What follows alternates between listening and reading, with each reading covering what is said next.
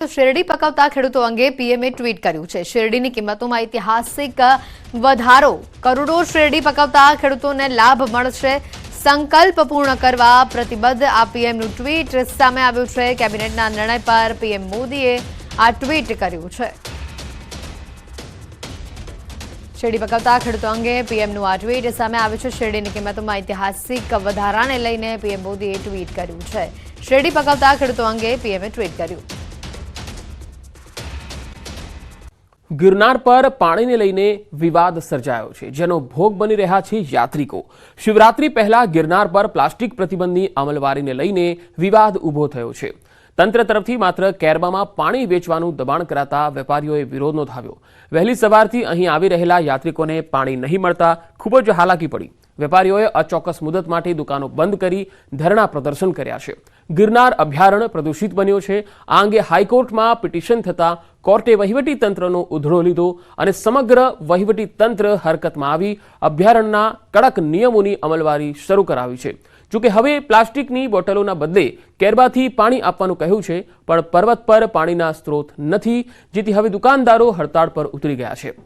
आ समस्याનું નિરાકરણ નહીં આવે ત્યાં સુધી ધંધા રોજગાર બંધ રાખવાની ચીમકી આપી છે। આ સમસ્યાને લઈ દુકાનદારો કલેક્ટર ઓફિસે આવેદન પાઠવ્યું છે, પરંતુ કોઈ નિરાકરણ આવ્યું નથી।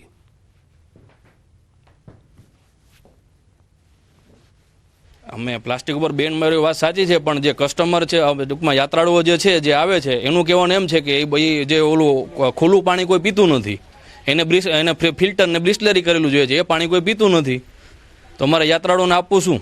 ભલે આ પાણી અટાણે ક્યાંય નથી તો આ પાણીની વ્યવસ્થા કરી આપે, અને વધારેમાં વધારે યાત્રિક ફિલ્ટર પાણી માગે છે તો આ મેળા પહેલાં બધા વેપારીઓને દુકાને દુકાને વ્યવસ્થા થઈ જાય એવી એક મારી લાગણી ને માંગણી છે। પ્રશાસને પણ પાણીની વ્યવસ્થા કરવી જોઈએ। જો આપણે નર્મદાનું પાણી સૌરાષ્ટ્રના ગામે ગામે પહોંચાડી શકતા હોય તો આ યાત્રિકો અને માટે શા માટે આ પાણી આપણે ના પહોંચાડી શકીએ? એ લોકોએ અમને દબાણ કરે છે કે અમે જે પાણી ભરીને આપી તમે ફરજિયાત કેરબા ભરીને વેચો, નહીં વેચો તો તમને દુકાન બંધ કરાવી દેશું, એવું અમને દબાણ કરવામાં આવી રહ્યું છે।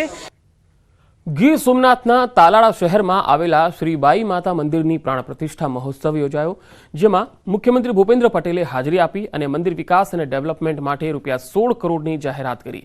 તાલાળા ખાતે હિરણ નદીના કિનારે આવેલ માતા શ્રીબાઈનું નવનિર્મિત મંદિર આશરે 10 કરોડથી વધુના ખર્ચે નિર્માણ પામ્યું છે। મંદિરના પહેલા દિવસે રાજ્યના મુખ્યમંત્રી અને વન પર્યાવરણ અને પ્રવાસન મંત્રી મુળુભાઈ બેરા અને સ્થાનિક સાંસદ અને ધારાસભ્ય અને સંતો મહંતો ઉપસ્થિત રહ્યા। તાલાલા શ્રી બાઈ ધામ ખાતે 4000 કિલોનો પંચધાતુથી બનાવેલ ઘંટનું મુખ્યમંત્રી દ્વારા અનાવરણ કરાયું। આ ઘંટને વર્લ્ડ ગોલ્ડન બુક ઓફ રેકોર્ડમાં સ્થાન આપવામાં આવ્યું છે। આ ઘંટ રાજકોટ ખાતે તૈયાર કરવામાં આવ્યો છે, જેની પહોળાઈ અને લંબાઈ 7 થી 8 ફૂટની છે। ત્યારે યુવાનો જે છે એ બધાને તો ભાજપનું શાસન જ જોયું છે।